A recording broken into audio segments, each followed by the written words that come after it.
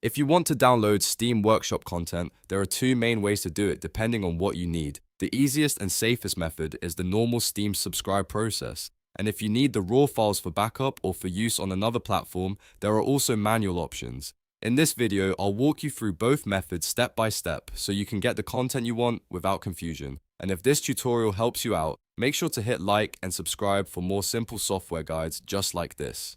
Alright, let's jump in. First, let's cover the standard way because this is the one most people should use. Open Steam and go to your library. From there, select the game that supports Workshop content. Once the game page opens, look for the Workshop tab, which is usually in the middle section along the top. Click that and Steam will show you all the Workshop items available for that game. You can browse through the list, scroll through featured content, or use the search bar if you already know exactly what you want. When you find the item you want, open its page and click the green subscribe button. This is the key step. Once you subscribe, Steam automatically begins downloading the content in the background. You can usually see the download activity in Steam's Download Manager. After it finishes, the item will be ready the next time you launch the game. The best part about this method is that Steam keeps the Workshop item updated automatically, so if the creator changes or improves the mod later, you'll usually get the latest version without having to do anything manually. Now, if your goal is to move files, create backups, or use Workshop content on a different version of the game,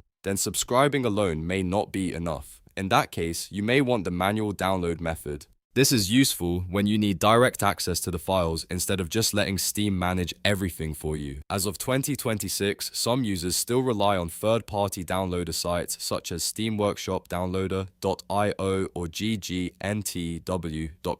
The basic process is simple. Copy the Steam Workshop URL for the item you want, paste it into the downloader site's search bar, and then start the download.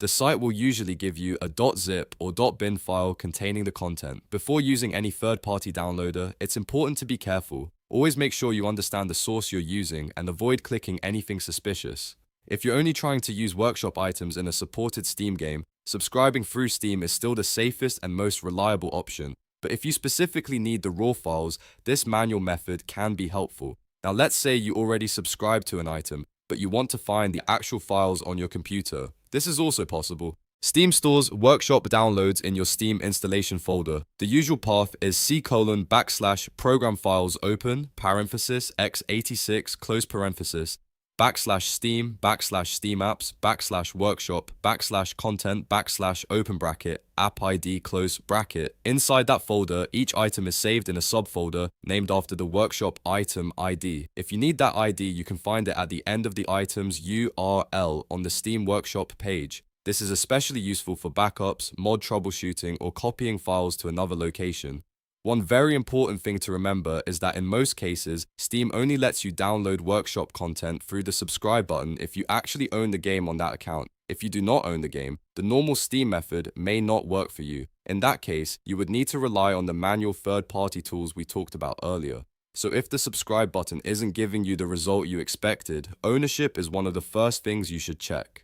To recap quickly, the easiest method is to open Steam, go to the Games Workshop tab, find the item, and click subscribe. That keeps everything automatic and up to date. If you need the raw files, you can use a third-party downloader by pasting in the Workshop link. And if you want to locate files already downloaded by Steam, head to the Steam Workshop content folder inside your Steam apps directory. With those three approaches, you can handle almost any Workshop download situation. If this video helped, please hit the like button, subscribe to the channel, and stay tuned for more easy tutorials like this. Thanks for watching, and I'll see you in the next one.